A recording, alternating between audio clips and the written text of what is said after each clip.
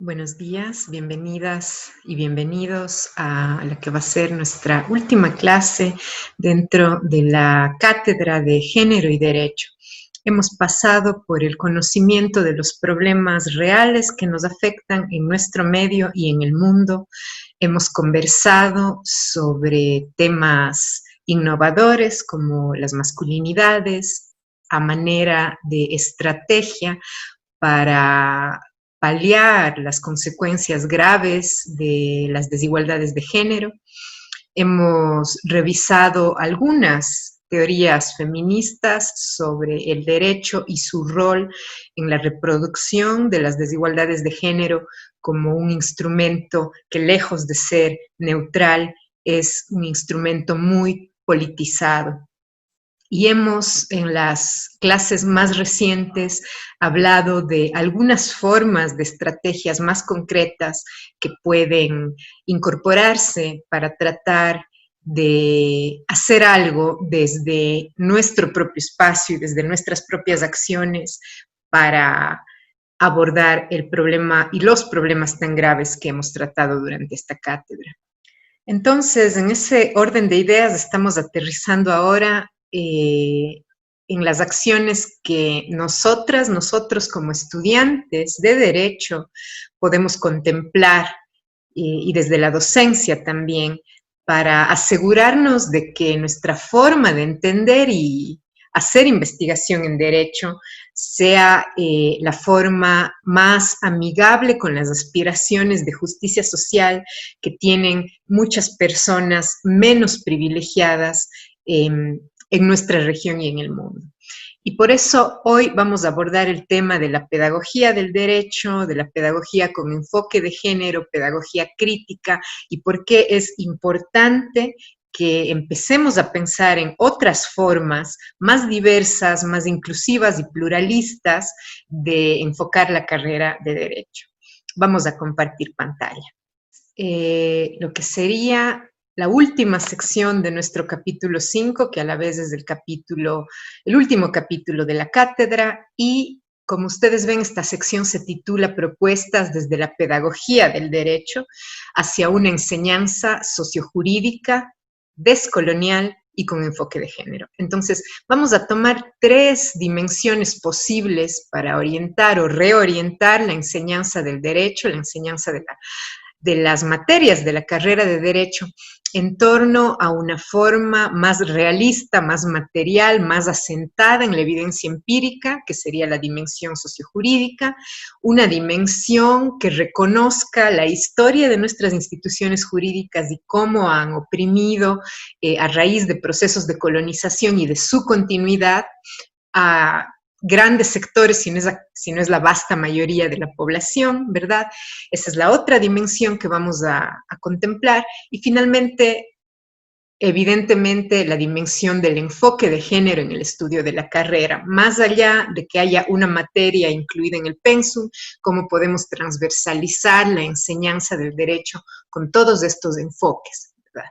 Entonces, voy a empezar con unas ideas que son más generales, todavía no aterrizamos en el género, pero que tienen relación con cómo podemos mirar al derecho de manera crítica y cómo podemos hacer que esa mirada crítica sea vista como una opción para el estudio del derecho por parte de los estudiantes. Y aquí les voy a compartir algunos de los puntos de vista del jurista estadounidense Duncan Kennedy, que es conocido internacionalmente por sus aportes en la corriente del realismo legal que estudiamos el ciclo pasado y en los estudios jurídicos críticos. Es profesor de Harvard y ha escrito bastante y sobre todo ha dado declaraciones en entrevistas sobre pedagogía jurídica. Entonces, algo importante es recordar cuáles serían los aspectos de los estudios jurídicos críticos o critical legal studies que pueden ser incorporados en la enseñanza del derecho. Tenemos que recordar entonces que el enfoque crítico le pone énfasis a las lagunas del derecho, no tanto a su completitud, ¿verdad? Le pone énfasis a las incoherencias del derecho no como en la enseñanza tradicional, donde aprendemos que el derecho es un todo coherente, jerárquicamente organizado, etcétera, ¿no? Y los estudios críticos también le dan énfasis a las ambigüedades del derecho y los efectos sentidos ya en la vida real que pueden tener esas ambigüedades. Entonces partimos de la idea de que el derecho es bastante más indeterminado que lo que solemos admitir en la formación tradicional jurídica, que lo que los abogados ortodoxos suelen admitir, ¿no?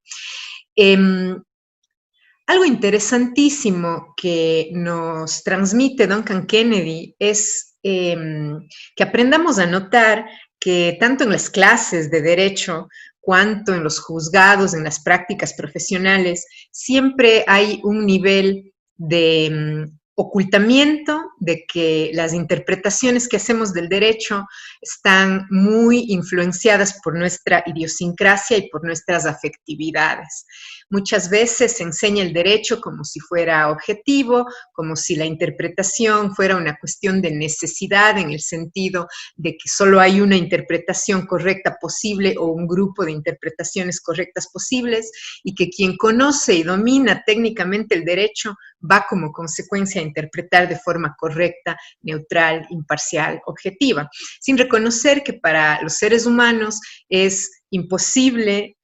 separarse de su afectividad, separarse de su cultura, de su clase social, de su nivel de formación, etcétera, y que al interpretar las normas y aplicarlas, siempre hay un elemento de eso en esa aplicación.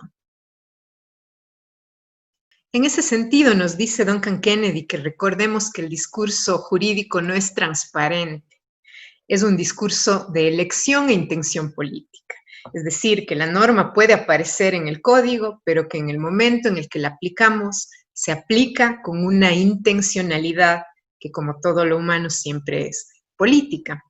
Y que esas elecciones interpretativas que se realizan son, a su vez, intenciones políticas y por lo general en el derecho, como hemos visto, el derecho tiende a preservar el status quo, es decir, el derecho no suele tener la vocación de cambiar la realidad, sino más bien de proteger los intereses que ya se encuentran afianzados en la realidad. Entonces, cuando hablamos de justicia social y de creación de igualdad, difícilmente, esto lo hemos repetido mucho, podemos centrarnos en el derecho como una estrategia principal. Y por esa razón, Duncan Kennedy nos llama la atención sobre algunos aspectos de la enseñanza tradicional del derecho y el impacto que tiene esta en los estudiantes. Y él nos dice que, y esto es una experiencia que yo comparto, cuando inicia la carrera y se les pregunta a los estudiantes, ¿por qué quieren estudiar derecho? Muchos responden que tienen aspiraciones de justicia social y posiblemente piensan que a través de las leyes se puede realizar la justicia social. No obstante, y estas son las palabras de Kennedy, el estudio tradicional del derecho es desmoralizador para los alumnos que tienen aspiraciones sobre justicia social. Y esta es una cita textual. Aunque usted fuera un alumno muy comprometido con la política y piense que el derecho está atado a la misma, al ingresar a la facultad descubrirá que pasará estudiando cosas que el profesor le dice que no tienen mayor significado político. Esta es una entrevista realizada el siglo pasado, en el siglo XX, y no han cambiado mucho las cosas. Él está hablando desde los Estados Unidos, pero es una realidad que seguramente ustedes podrán identificar también a su alrededor, no solamente en sus aulas, sino en las aulas del país y de la región, y es esta falta de reconocimiento de la postura política representada en el derecho y el efecto político de enseñar a reproducir esas formas de representación de la realidad humana. Parte de la obligación ética del profesor de ciencias jurídicas, desde este punto de vista, es el reconocimiento de su propia postura, sus propios privilegios y el lugar desde el cual enseña los conocimientos a las y los estudiantes.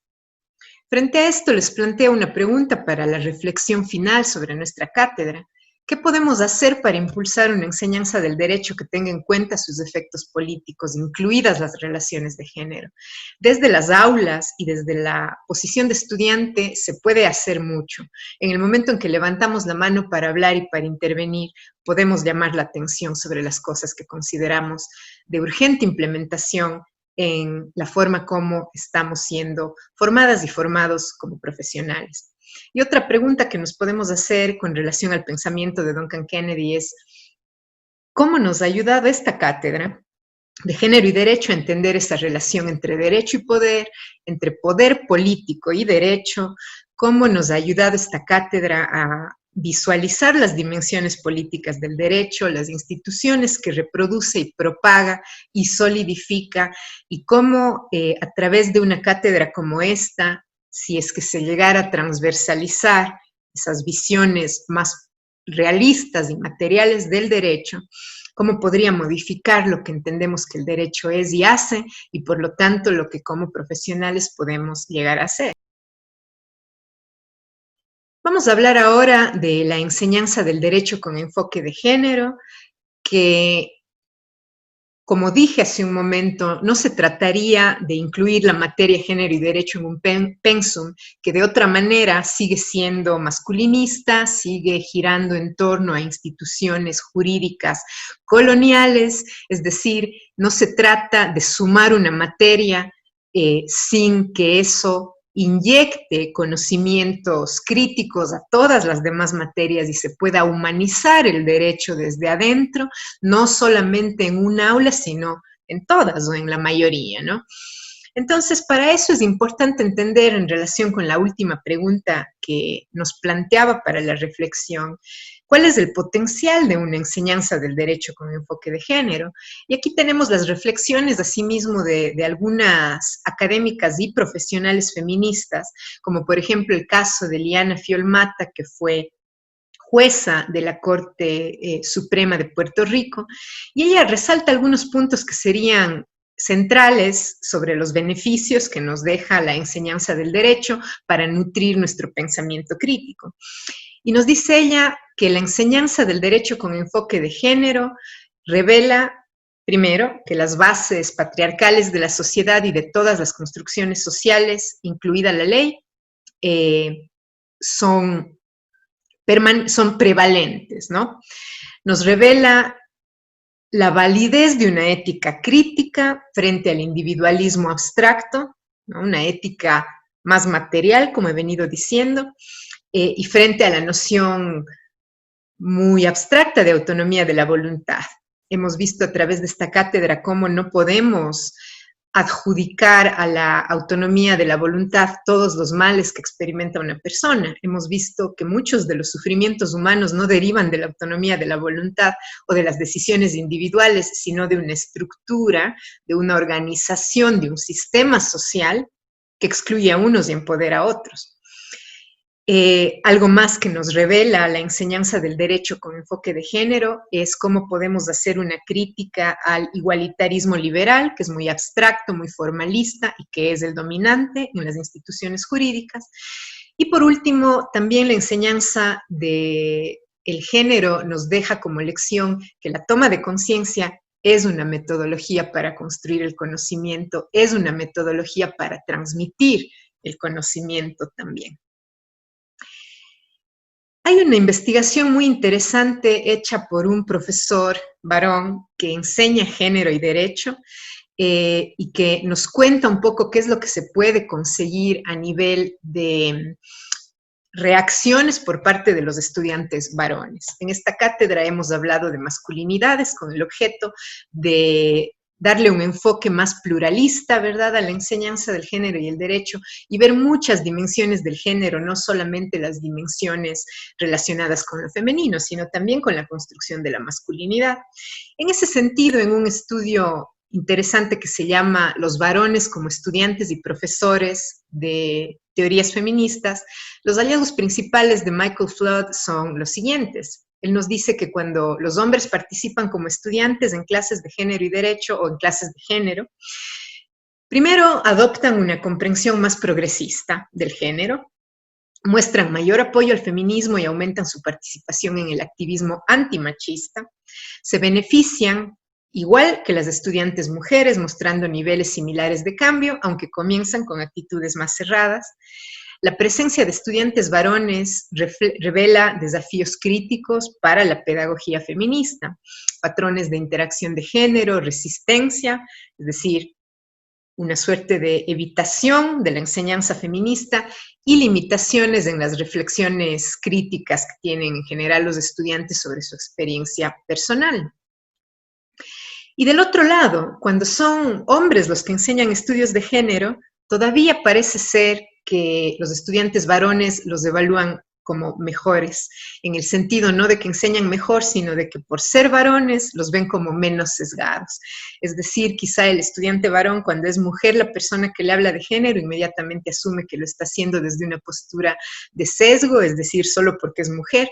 y parece que todavía, y esto es resultado naturalmente de una cultura sexista, ¿verdad? Parece que para confiar en lo que le enseñan, el estudiante varón necesita que quien le enseña sea varón. Y lo digo sonriendo porque desconozco cuál es la realidad a nivel de esta cátedra en particular y de estos grupos en particular, pero estoy segura de que hubo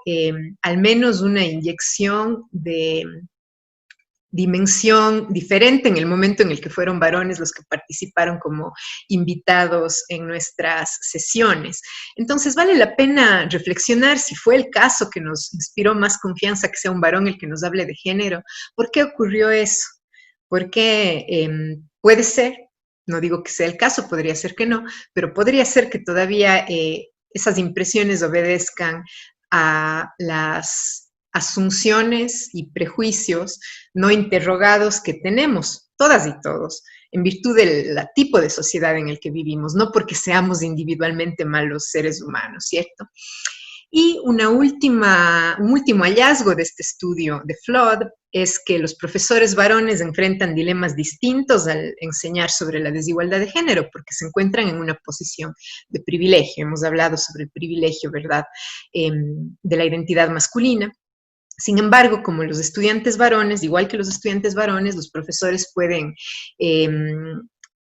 adoptar puntos de vista sociales antipatriarcales, ¿no?, para desarrollar pedagogías para y por los privilegiados, para que las personas más privilegiadas comprendan con empatía la situación de quienes tienen menos privilegio. Entonces, esos son los interesantes hallazgos de Flood y lo importante es destacar qué es o cuáles pueden ser los efectos transformadores, ¿ya?, de la enseñanza de estas cátedras relacionadas con los estudios de género. Por último, para cerrar esta subsección de la enseñanza con enfoque de género, algo que es similar a lo que ya habíamos expuesto son los hallazgos de Morrison-Torrey, que nos habla de qué nos puede provocar como cuestionamientos la enseñanza del derecho con enfoque de género, y nos dice que lo que podemos hacer es perturbar o al menos desafiar la iniciativa que suele ser la primera intuición del estudiante de derecho de aprender la ley tal como es, y más bien sembrar la semilla de interrogar a la ley tal como es, que no es lo mismo, ¿verdad? Una cosa es estudiar al derecho reproduciendo, recibiendo y grabándonos lo que dice la regla, y otra es estudiar al derecho desafiando siempre lo que nos dice y tratando de dilucidar a quién empodera la norma y a quién deja fuera. Entonces, para poder conseguir estos procesos de desafío, de interrogación por parte de los estudiantes, nos dice Morrison-Torrey, hay 4 métodos principales. La concienciación, lo que hablamos hace un momento, la toma de conciencia como método para generar conocimiento, la deconstrucción de dicotomías artificiales, todo lo que hemos pensado en binario, en blanco y negro, y en o lo uno o lo otro, y no hay punto intermedio o no hay matices, eso tiene que irse deconstruyendo, de construir nociones como las masculinidades hegemónicas como más valiosas, como más deseables, de construir una serie de nociones que tenemos en torno a cómo debe ser el comportamiento, la sexualidad de las mujeres, cuál es su rol dentro de la sociedad, esa asociación naturalista naturalista que hacemos de la maternidad con los roles femeninos, del cuidado, de lo doméstico con lo femenino, todo eso requiere un proceso de deconstrucción que empieza por la apertura mental, a estar dispuestas y dispuestos a liberarnos de nuestras propias creencias, por más que nos parezcan vitales, porque en realidad la variedad de ideas que nos ofrece la cultura humana es tan vasta que no es necesario ni perdemos nada dejando atrás algunas para poder abrazar muchas otras, ¿no?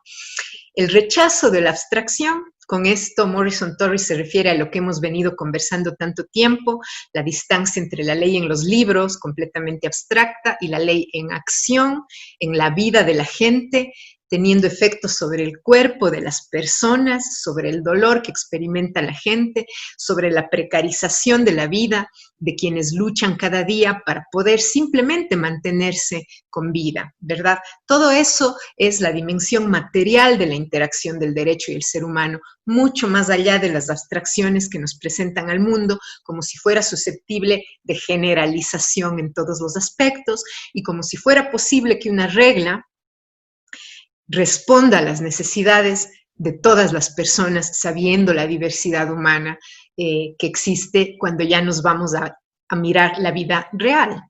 Y por último, el otro método, y este es posiblemente el que quiero que se lleven con ustedes al ir cerrando esta cátedra, es el cuestionamiento perpetuo. Nunca dejar de preguntarme, y lo más difícil es interrogar los propios principios y prejuicios, nunca dejar de interrogar, nunca dejar de desafiar, nunca dejar de preguntarme, ¿realmente es así? Lo que me están diciendo, lo que estoy leyendo, ¿realmente es así? ¿Qué otras fuentes puedo examinar para entender mejor la materialidad de este fenómeno? Entonces, estos son métodos que nos sirven, que están planteados desde las teorías feministas, pero que nos sirven para estudiar todos los contenidos relacionados con el derecho. Y por último, quiero también mencionar una serie de movimientos a nivel universitario que han empezado a tomar fuerza alrededor del mundo y son los proyectos de descolonización de las mallas curriculares. Y ustedes se preguntarán, ¿qué es esto? ¿Cómo vamos a descolonizar? No sabíamos que estaba colonizada nuestra malla curricular. Y para poder entender qué queremos decir con esto, hay que entender a qué nos referimos con la idea de una malla curricular colonizada. Preguntémonos, por ejemplo, en qué proporción los autores que estudiamos dentro de nuestra carrera son varones, en qué proporción estudiamos el pensamiento de varones de clase media, europeizados o europeos, y en qué proporción hemos estudiado a través de nuestra malla curricular la opinión de autoras mujeres, de investigadoras mujeres, de mujeres indígenas, de mujeres afrodescendientes, de activistas y de gente común, de ciudadanos, como todas somos, ¿no? Como todos somos. Si nos fijamos en eso y empezamos a darnos cuenta de la proporción en relación a los autores y a los conceptos que estudiamos, vamos a ver que definitivamente hay un predominio de cierta forma de ver el mundo, que es la que se enseña a través de nuestros pensums de estudios. A eso nos referimos con colonización, el hecho de que haya una perspectiva, una visión del mundo que sea dominante y que opaque e invisibilice a otras perspectivas. Y coincidencialmente, o mejor dicho, coincidentemente, pero no coincidencialmente, esas visiones que dominan en nuestros pensums son visiones eurocéntricas. Y el eurocentrismo tiene su origen en procesos inicialmente de colonización y luego en la reproducción de la colonialidad, que es lo que ya hemos estudiado. Entonces, la idea de descolonizar las mallas curriculares está relacionada con la pluralización de nuestras materias, de los autores que ingresan a ser leídos en nuestras materias como de lectura obligatoria, los libros que leemos, los documentales que miramos, los conceptos que estudiamos como piedras angulares del conocimiento. Entonces, una pluralización del currículo es ya un tipo de acción que ha empezado a llevarse a cabo en lugares como el Reino Unido, que viene a ser realmente uno de los países con un pasado colonial brutal, ¿verdad? pues en esas universidades es donde los estudiantes, especialmente los estudiantes no blancos, las estudiantes no blancas, no europeas, están empezando a empoderarse y a exigir que se diversifique la malla curricular. En sus guías de estudio ustedes tienen enlaces a algunas de esas propuestas para que puedan ver videos, ver que han sido en las que hoy son las universidades más prestigiosas del mundo, las que están tomando ya la iniciativa de la descolonización del currículo, ¿no? Entonces, ¿qué significaría dentro de este contexto la descolonización de una malla del derecho, de una malla de estudios jurídicos, y qué significaría más concretamente la descolonización del derecho, ¿no? Entonces, aquí cabe hacernos algunas preguntas, y estas son preguntas cuyas respuestas estamos empezando a desarrollar, entonces vale la pena plantearlas así.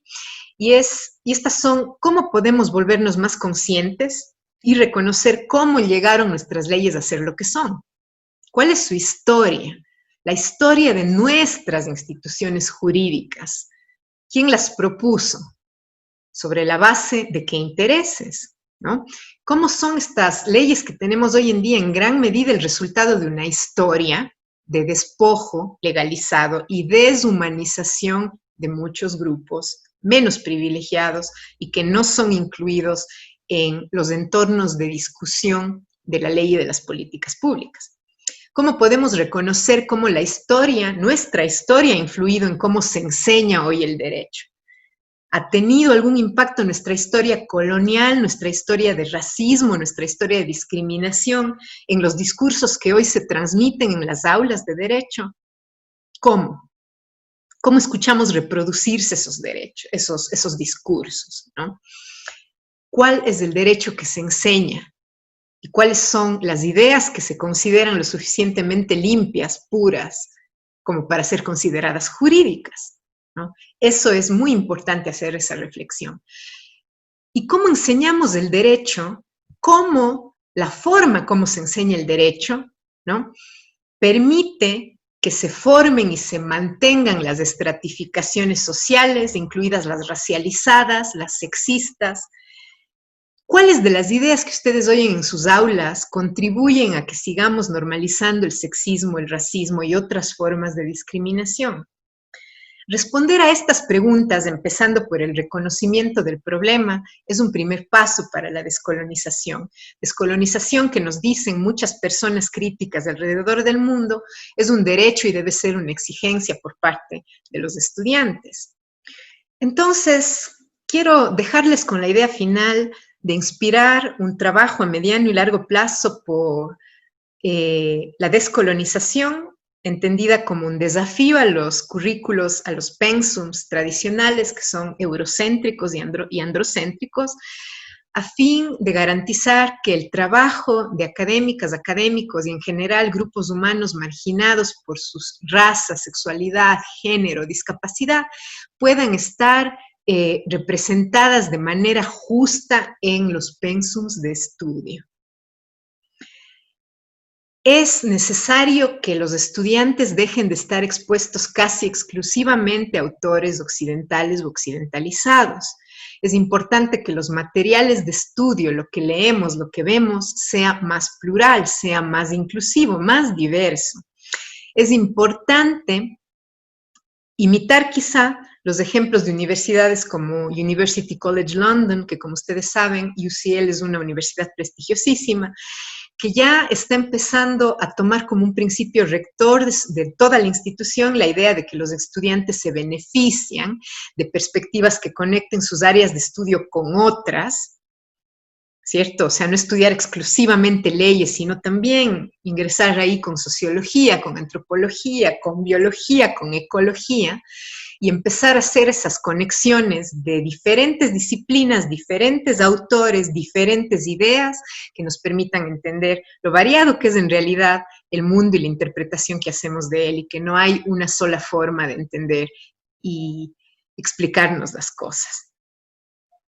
Y por último, esta es la idea final, una autora feminista afro llamada Suki Ali se pregunta cómo podemos hacer para que las y los estudiantes se interesen en estudiar cómo a través del derecho y de las instituciones sociales se construyen la raza y el género, cómo podemos alentar a las alumnas, a los alumnos a involucrarse con estos temas, y su propuesta es que lo hagamos a través de marcos analíticos y teóricos poscoloniales, que los hemos explicado ya en clases anteriores, y que con esto facilitemos que se hagan conexiones entre disciplinas, áreas temáticas y la producción académica de muchos lugares del mundo y desde muchos grupos humanos para realmente ofrecerles a los estudiantes la verdadera posibilidad de estar expuestos a temáticas y a ideas de una variedad de orígenes, no de un solo origen. Quiero felicitar su trabajo dentro de esta cátedra por el tiempo que hemos podido compartir y construir conocimiento.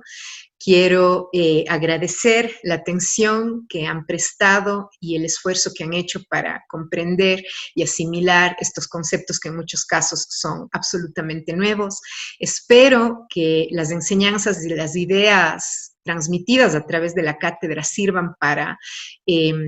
diversificar el resto de su carrera, que puedan acompañarles ahora que se van adentrando ya al estudio más tradicional del derecho, con las materias más de ramas del derecho, y que no pierdan el interés, si es que se ha despertado un interés por estos temas, porque recuerden que pueden abordarlos en investigaciones, en trabajos, en sus tesis posteriormente, y que siempre estará allí toda la literatura, todas las ideas, todos los documentales, todas estas perspectivas críticas para que puedan recurrir a ellas cuando sientan que el estudio de la materia nos deja todavía un vacío, nos deja todavía preguntas sin responder, cuando la carrera nos deja con la sensación de que estamos siendo expuestos a una sola manera de ver las cosas y que tal vez esta carrera que estamos persiguiendo, que estamos estudiando, en este momento sea una carrera que propaga ideas excluyentes y que reproduce desigualdades, pero que tal vez a través de la mirada crítica, del cuestionamiento perpetuo y de la deconstrucción de prejuicios, de ideas rígidas, podamos ir convirtiendo a la carrera en un espacio para la inclusión, en un espacio para la discusión empática del sufrimiento humano y para que sí pueda convertirse en eso que soñamos cuando ingresamos a las aulas de derecho, es decir, un instrumento para la paz, para la igualdad y para la justicia. Una vez más, muchas gracias y espero que podamos seguirnos viendo a lo largo del estudio de su carrera.